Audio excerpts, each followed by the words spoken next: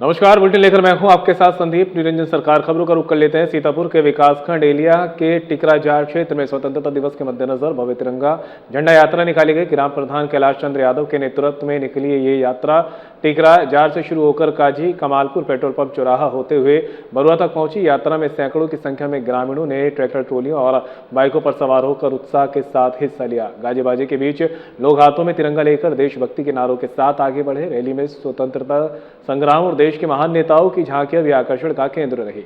महात्मा गांधी की भूमिका, बिप्ती राम चंद्रशेखर आजाद की भूमिका, सर्वेश सुभाष चंद्र बोस की भूमिका, बाबा डॉक्टर भीमराव अम्बेडकर की भूमिका, विकास और लाल बहादुर शास्त्री की भूमिका धर्मेंद्र ने निभाई।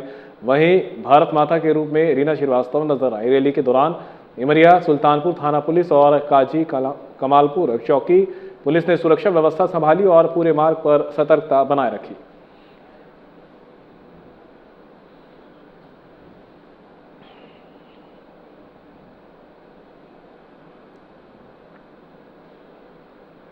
महोबा में हर घर तिरंगा अभियान के तहत देशभक्ति से ओतप्रोत भव्य तिरंगा यात्रा निकाली गई। जिलाधिकारी गजल भारद्वाज और पुलिस अधीक्षक शशांक सिंह के संयुक्त नेतृत्व में आयोजित यात्रा में पुलिस और प्रशासनिक अधिकारियों कर्मचारियों के साथ शिक्षक, छात्र छात्रा और स्काउट बैंड के सदस्य बड़ी संख्या में शामिल हुए। तिरंगा यात्रा का शुभारंभ जिलाधिकारी आवास से हुआ। हाथों में राष्ट्रीय ध्वज थामे प्रतिभागी राष्ट्रभक्ति के नारों के साथ कचहरी, परमानंद चौक और बस स्टैंड होते हुए अल्हा चौक पहुंचे, जहां यात्रा का समापन हुआ। पूरे मार्ग पर देशभक्ति का माहौल देखने को मिला। स्काउट बैंड की देशभक्ति धुनों ने वातावरण को और जोशीला बना दिया। यात्रा के जरिए आमजन को राष्ट्रीय एकता, अखंडता और भाईचारे का संदेश दिया गया। जिलाधिकारी और पुलिस अधीक्षक ने लोगों से स्वतंत्रता दिवस पर अपने अपने घरों में तिरंगा फहराने की अपील की है। उन्होंने कहा कि तिरंगा देश की आन बान और शान का प्रतीक है और राष्ट्र की एकता एवं अखंडता की रक्षा करना प्रत्येक नागरिक का दायित्व है।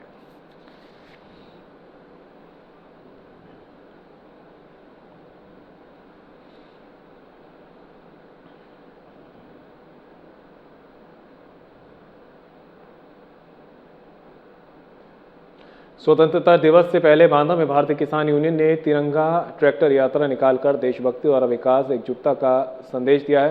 13 अगस्त को जिला अध्यक्ष अवधेश पटेल की अगुवाई में जिले भर से जुटे सैकड़ों किसानों ने अपने ट्रैक्टरों पर तिरंगा सजाकर शहर की सड़कों पर रैली निकाली। लहराते तिरंगे और भारत माता के जयकारों से पूरा माहौल देशभक्ति से सराबोर नजर आया। वहीं किसानों ने किसान से जुड़े नारों के जरिए अपनी मांगों और समस्याओं की आवाज़ें बुलंद की।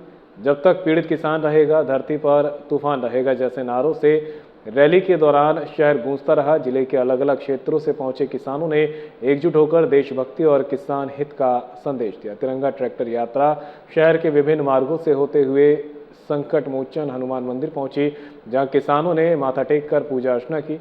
इसके बाद किसानों ने देश की खुशहाली और अन्नदाताओं की समृद्धि की कामना की। रैली में राष्ट्रभक्ति के साथ किसान हित के मुद्दे भी प्रमुखता से उठाए गए।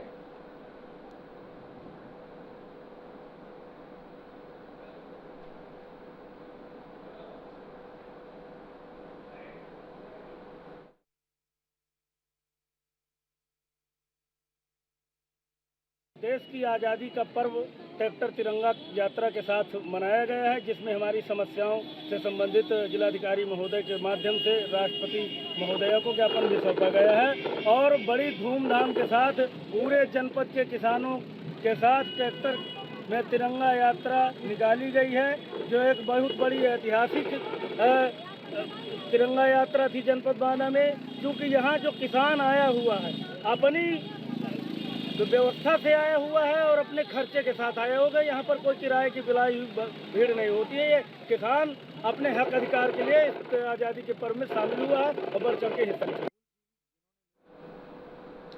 बांदा में विभाजन विभीषिका स्मृति दिवस के अवसर पर विभाजन की त्रासदी में जान गंवाने वाले लोगों और विस्थापन की पीड़ा झेलने वाले परिवारों को श्रद्धांजलि दी गई है। पुलिस कार्यालय में पुलिस अधीक्षक पलाश बंसल ने मौन रखकर शहीदों और पीड़ितों को नमन किया। वहीं पुलिस लाइन में अपर पुलिस अधीक्षक शिवराज और सहायक पुलिस अधीक्षक क्षेत्राधिकारी लाइन मेविस्टॉक के नेतृत्व में पुलिस अधिकारियों और कर्मचारियों ने 2 मिनट का मौन रखा।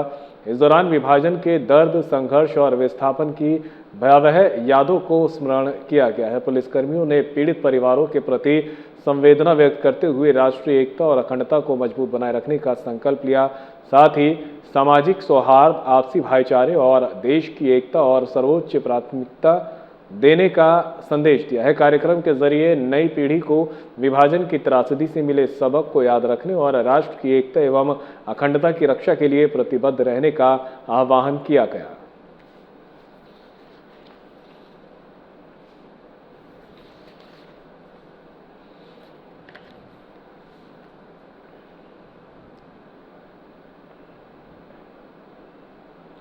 श्रावण मास और कांवड़ यात्रा 2026 को लेकर बदायूं पुलिस पूरी तरह अलर्ट मोड पर है। वरिष्ठ पुलिस अधीक्षक अंकिता शर्मा ने कांवड़ यात्रा को जीरो इंसिडेंट, जीरो एक्सीडेंट के संकल्प के साथ सुरक्षित और शांतिपूर्ण तरीके से संपन्न कराने का लक्ष्य रखा है। इसी को लेकर मंगलवार रात एसएसपी ने कछला गंगा घाट और कांवड़ यात्रा मार्ग का स्थलीय निरीक्षण कर सुरक्षा व्यवस्थाओं का जायजा लिया। उन्होंने घाट पर श्रद्धालुओं की सुरक्षा, स्वच्छता, पेयजल, प्रकाश व्यवस्था और बैरिकेडिंग सहित तमाम व्यवस्थाओं को बारीकी से परखा। एसएसपी ने अधिकारियों को स्पष्ट निर्देश दिए कि कांवड़ियों और श्रद्धालुओं की सुरक्षा एवं सुविधा में किसी भी स्तर पर लापरवाही बर्दाश्त नहीं की जाएगी। यात्रा मार्ग पर सुरक्षा व्यवस्था को मजबूत करने के साथ भीड़ प्रबंधन को संभावित दुर्घटनाओं की रोकथाम पर विशेष ध्यान देने के निर्देश दिए गए। पुलिस प्रशासन का फोकस इस बार कांवड़ यात्रा को बिना किसी अप्रिय घटना और दुर्घटना के सफलतापूर्वक संपन्न कराने पर है। कछला गंगा घाट समेत पूरे कांवड़ मार्ग पर पुलिस की सतर्क निगरानी रहेगी।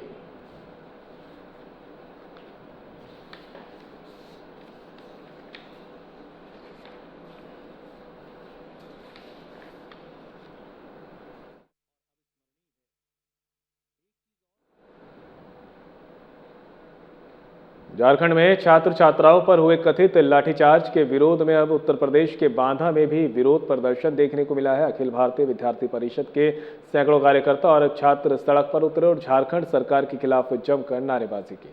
प्रदर्शनकारियों ने आरोप लगाया है कि अपनी मांगों को लेकर लोकतांत्रिक तरीके से प्रदर्शन कर रहे छात्र छात्राओं पर पुलिस का लाठीचार्ज किसी भी कीमत पर स्वीकार नहीं किया जा सकता।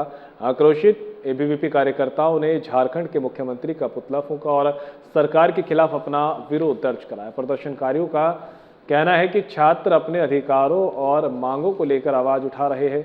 ऐसे में बल प्रयोग लोकतांत्रिक व्यवस्था पर सवाल खड़े करता है। एबीवीपी कार्यकर्ताओं ने कहा कि छात्र हितों की आवाज दबाने के किसी भी प्रयास का सड़क पर उतरकर विरोध किया जाएगा। बांदा में हुए प्रदर्शन के दौरान झारखंड सरकार के खिलाफ जमकर नारेबाजी हुई। इस विरोध प्रदर्शन के जरिए एबीवीपी ने झारखंड में छात्र छात्राओं पर हुई पुलिस कार्रवाई के प्रति अपना आक्रोश जताते हुए छात्र हितों की आवाज बुलंद की।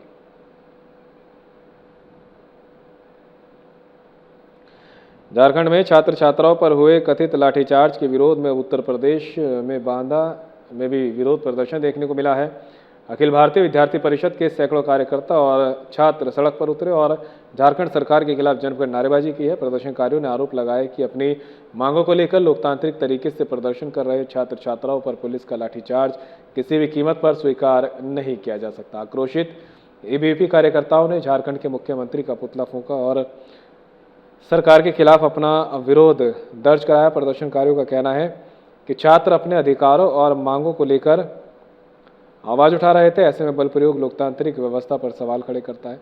एबीवीपी कार्यकर्ताओं ने कहा कि छात्र हितों की आवाज दबाने कि किसी भी प्रयास का सड़क पर उतरकर विरोध किया जाएगा। बांदा में हुए प्रदर्शन के दौरान झारखंड सरकार के खिलाफ जमकर नारेबाजी हुई। इस विरोध प्रदर्शन के जरिए एबीवीपी ने झारखंड में छात्र छात्राओं पर हुए पुलिस कार्रवाई के प्रति अपना आक्रोश जताते हुए छात्र हितों की आवाज बुलंद की।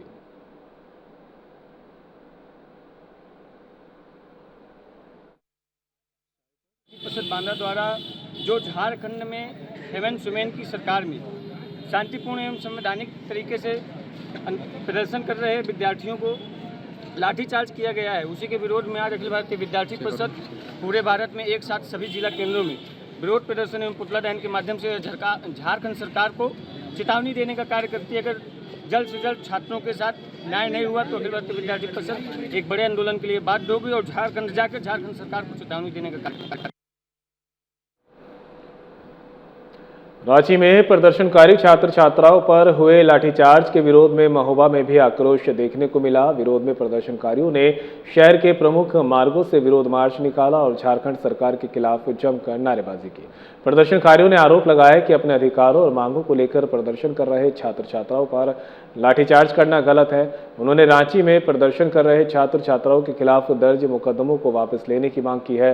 विरोध मार्च शहर के विभिन्न मार्गों से होता हुआ शहर कोतवाली कस्बा क्षेत्र के आला चौक पहुंचा। यहां प्रदर्शनकारियों ने झारखंड के मुख्यमंत्री हेमंत सोरेन का पुतला दहन कर अपना विरोध दर्ज कराया। इस दौरान प्रदर्शनकारियों ने छात्र हितों की आवाज को दबाने के बजाय उनकी समस्याओं का समाधान करने की मांग उठाई। आला चौक पर पुतला दहन के दौरान झारखंड सरकार के खिलाफ जमकर नारेबाजी की गई। प्रदर्शनकारियों ने कहा कि लोकतांत्रिक तरीके से अपनी बात रखने वाले छात्रों के खिलाफ दर्ज मुकदमे वापस लिए जाने चाहिए और लाठीचार्ज की कार्रवाई की निष्पक्ष जांच होनी चाहिए।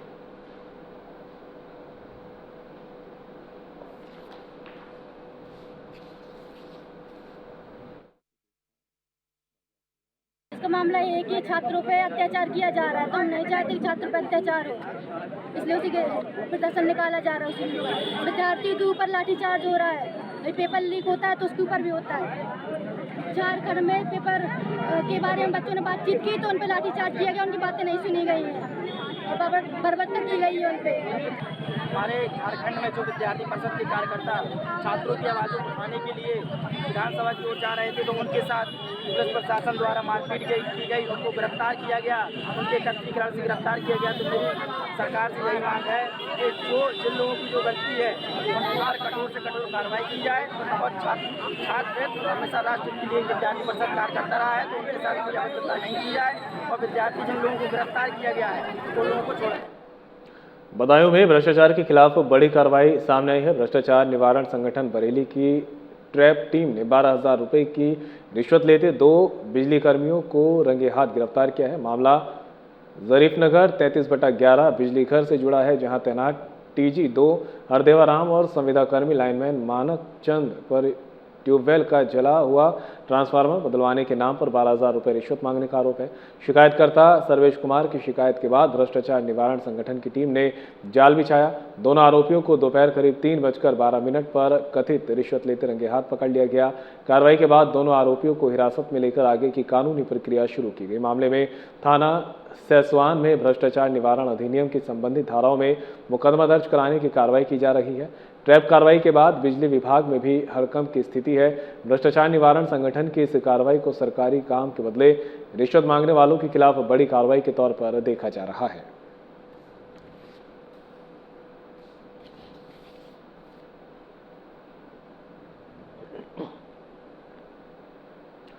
बांदा की तहसील पेलानी के खरे गांव में केन नदी का कटान ग्रामीणों के लिए बड़ा खतरा बन गया है। नदी किनारे बसी पूरी बस्ती कटान की चपेट में है और ग्रामीणों के मुताबिक हर साल बरसात के दौरान करीब 2 से 3 मीटर जमीन नदी में समा जाती है। कटान के चलते कई मकान पहले ही नदी में गिर चुके हैं। ग्रामीणों का कहना है कि कई साल पहले कटान की चपेट में आने से एक बच्ची की मौत भी हो चुकी है, जबकि आए दिन मवेशियों की नदी में गिरने की घटनाएं सामने आती हैं। ग्रामीणों ने बताया कि कच्ची मिट्टी पर बसे गाँव में बारिश के दौरान हालात और खतरनाक हो जाते हैं। खतरे को देखते हुए ग्रामीणों ने जिलाधिकारी बांदा को शिकायती पत्र देकर सुरक्षित स्थान पर आवासीय पट्टा और आवास उपलब्ध कराने की मांग की है। उनका कहना है कि पिछले वर्ष भी प्रशासन को शिकायत दी गई थी, लेकिन कोई ठोस कार्रवाई नहीं हुई। ग्रामीणों ने प्रशासन से जल्द राहत की मांग करते हुए कहा कि यदि समय रहते कदम नहीं उठाए गए तो पूरी बस्ती केन नदी में समा सकती है।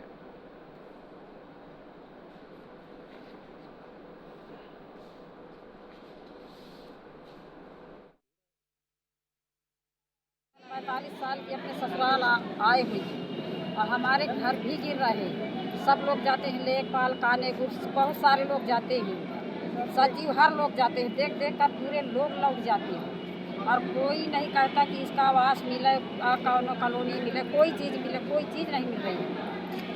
नदी के किनारे गिर रहे हैं, नदी से गिर रहे हैं, क्या नदी पानी की कटान में देखिए, अभी मैं जो खेरई गांव था उस गांव के वहाँ पे लोगों की मतलब समस्या का समाधान करने के लिए, उनकी समस्या सुनने के लिए जब उस गांव गई मैं, तो देखी कि वहाँ पे 30-35 गांव ऐसे हैं जो नदी के किनारे बसे हुए हैं और उन गांव की मिट्टी काफ़ी सालों से कटान में अब बाढ़ के समय गिर गिर के धीरे धीरे करके ख़त्म होती जा रही है। और जो और भी घर थे काफ़ी गिर चुके थे, पर उनके पास हो सकता है कि उस समय के टाइम पे उनको सरकार से कोई मदद मिली हो या किसी तरह से सुविधा मिली हो तो उनको आवास आवंटित किया गया हो। पर अभी प्रेजेंट टाइम पे 30-35 घर ऐसे हैं जो कि आवास विहीन है और ना ही उनके पास खुद की अपनी ऐसी ज़मीन है जहाँ पे वो लोग जाके वहाँ पलायन कर सकते हैं। तो सर अभी हम यहाँ पे जो डीएम सर के पास ज्ञापन देने इसलिए आए थे इन लोगों के साथ में कि उनको वहाँ से शिफ्ट करके आवास की सुविधा की जाए, ताकि रात बिरात कभी भी कटाव की वजह से अगर ज़मीन धंसती है तो इनके परिवार और इनके जानवरों कहीं से कोई नुकसान ना हो। गोरखपुर में 52 वर्षीय पशु चिकित्सक डॉक्टर परमात्मा सिंह की मौत का मामला सामने आया है। पुलिस के मुताबिक गोरखनाथ क्षेत्र स्थित एक अपार्टमेंट से गिरने के बाद उनकी जान चली गई। डॉक्टर ने कुछ दिन पहले करीब 1,40,00,000 रुपए की कथित धोखाधड़ी को लेकर गरिमा सिंह और उसके पिता ध्रुव नारायण सिंह के खिलाफ मुकदमा दर्ज कराया था। दोनों आरोपी फिलहाल न्यायिक हिरासत में। परिजनों का कहना है कि कथित ठगी के बाद डॉक्टर पर बैंक से कर्ज चुकाने का दबाव बढ़ गया था और वे मानसिक तनाव में थे। पुलिस को डॉक्टर के पास से एक कथित सुसाइड नोट भी मिला है जिसमें गरिमा सिंह को उनकी मौत के लिए जिम्मेदार बताया गया है। पुलिस ने शव को पोस्टमार्टम के लिए भेज दिया है और गोरखनाथ थाने में संबंधित धाराओं के में मामला दर्ज कर आगे की जांच शुरू कर दी है। पुलिस अब कथित धोखाधड़ी, वित्तीय लेन देन, सुसाइड नोट और मौत से जुड़े अन्य पहलुओं की जांच कर रही है। परिवार में घटना के बाद मातम पसरा है।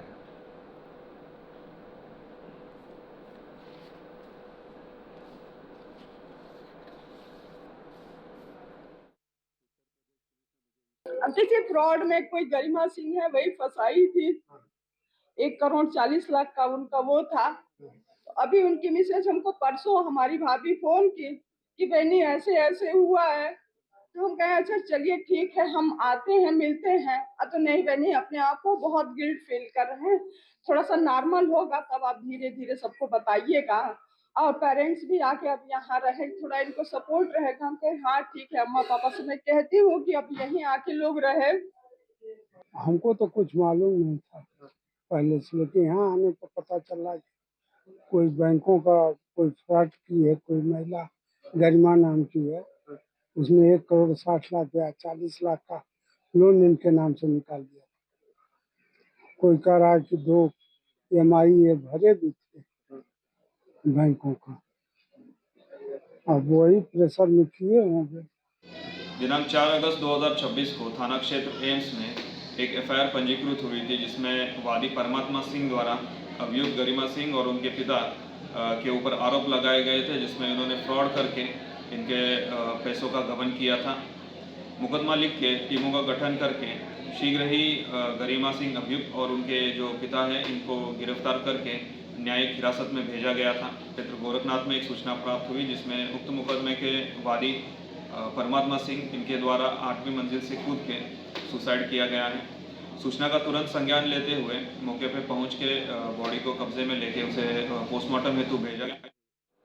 महुआ में शमशान घाट की सुविधा नहीं होने से नाराज ग्रामीणों ने गांव की मुख्य सड़क पर ही महिला के शव की चिता सजा दी। चिता लगते ही सड़क के दोनों ओर लंबा जाम लग गया जिसमें स्कूल से लौट रहे छात्र छात्राओं समेत दर्जनों लोग उमस भरी गर्मी में परेशान रहे। मामला शहर कोतवाली क्षेत्र के छिखरा गांव का है जहां 65 वर्षीय तारा देवी का लंबी बीमारी के बाद निधन हो गया था। परिजनों और ग्रामीणों का आरोप है कि शमशान घाट के लिए भूमि आवंटन कराने की मांग को लेकर कई बार शिकायतें की गई लेकिन कोई समाधान नहीं हुआ। ग्रामीणों का कहना था कि बरसात में वैकल्पिक स्थान पर जलभराव के कारण अंतिम संस्कार करना भी मुश्किल हो गया है। करीब 3 घंटे तक जाम के बाद पुलिस और प्रशासनिक अधिकारी मौके पर पहुंचे और ग्रामीणों को समझाया गया। अधिकारियों ने वैकल्पिक स्थान पर अंतिम संस्कार की व्यवस्था कराई और जल्द शमशान घाट के लिए भूमि चिन्हित कर आवंटित करने का आश्वासन दिया है। इसके बाद ग्रामीणों ने सड़क से शव हटाया और अंतिम संस्कार किया गया। तहसीलदार ने भी जल्द भूमि आवंटन की बात कही है।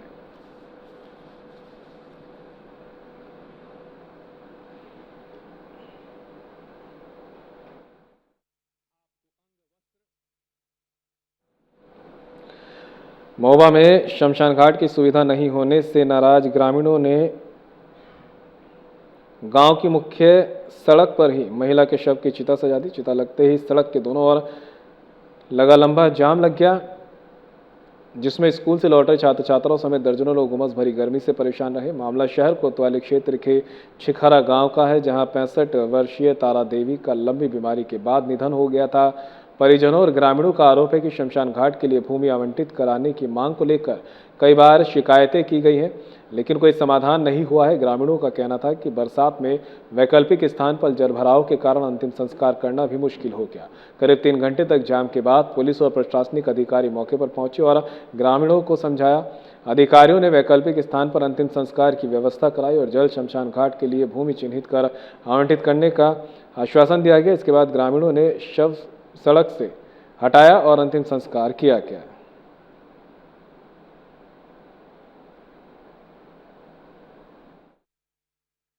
समस्या है, हम स्कूल से बच्चे लेके आए तो यहाँ देखे डेड बॉडी बीच सड़क पे रखी हुई। तब हमने 112 नंबर डायल किया, फिर आप लोग आए, निकल नहीं दे रहे। कह रहे शमशान घाट की समस्या है इन लोगों को, शमशान घाट की कोई जगह चिन्हित नहीं है, इसलिए ये समस्या है।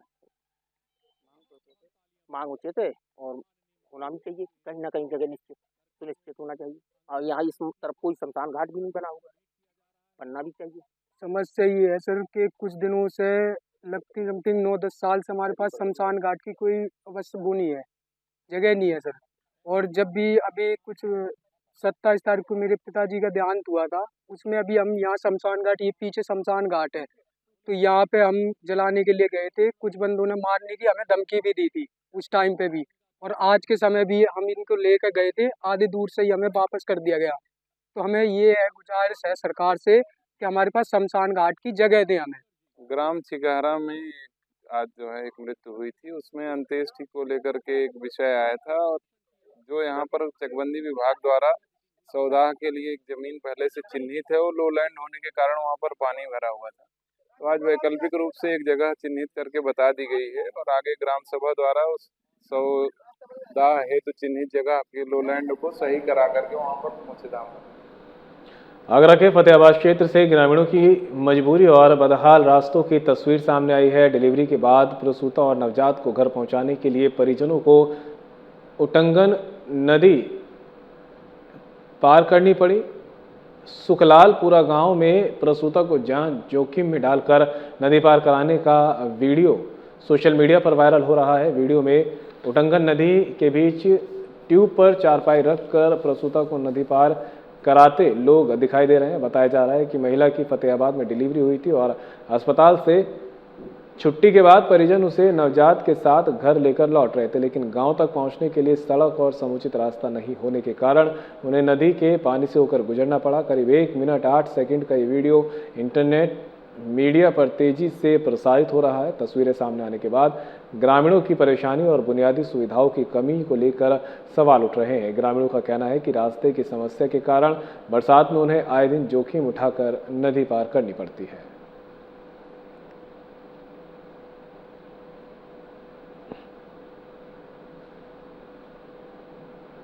बदायूं के सैसवान में किसानों और दलित समाज की समस्याओं को लेकर भारतीय किसान यूनियन हल के राष्ट्रीय अध्यक्ष अतुल तोमर ने समर्थकों के साथ तहसील का घेराव किया। बड़ी संख्या में किसानों और कार्यकर्ताओं के पहुंचने से तहसील परिसर में हलचल मच गई। अतुल तोमर अधिकारियों से तत्काल समस्याओं के समाधान की मांग करते हुए जमीन पर धरने पर बैठ गए। इसके बाद उन्होंने मौके पर ही जनता दरबार लगाया, जहां किसान और ग्रामीण अपनी शिकायतें लेकर पहुंचे। खास बात रही कि अतुल तोमर ने उपजिलाधिकारी को भी अपने साथ बैठाया और शिकायतें सीधे उनके सामने रखी। पीड़ितों ने आरोप लगाया कि वे लंबे समय से अपनी समस्याओं के समाधान के लिए सरकारी कार्यालयों के चक्कर काट रहे हैं, लेकिन राहत नहीं मिली। अतुल तोमर ने अधिकारियों से शिकायतों का निष्पक्ष और समयबद्ध निस्तारण करने की मांग की है। इसके बाद प्रशासन हरकत में आया और एसडीएम ने संबंधित अधिकारियों को आवश्यक कार्रवाई के निर्देश दिए। कुछ शिकायतों का मौके पर निस्तारण कराया गया, जबकि अन्य मामलों में जल्द कार्रवाई का भरोसा दिया गया। अतुल तोमर ने चेतावनी दी कि मांगें पूरी नहीं हुई तो दोबारा आंदोलन किया जाएगा।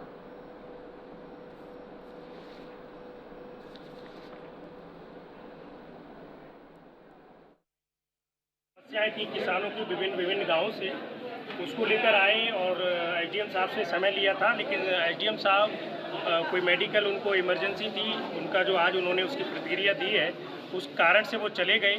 और आज हम लोगों ने धरना प्रदर्शन यहाँ किया था, एसडीएम साहब के खिलाफ किया था कि भाई अगर इस तरीके का रवैया रहेगा, गरीब किसान मजदूरों की जो सुनवाई नहीं होगी, तो जब हम ही नहीं मिल पाए, एक किसानों का नेतृत्व करने वाला व्यक्ति नहीं मिल पाया, तो फिर गरीब किसान मजदूर कहाँ मिल पाएंगे।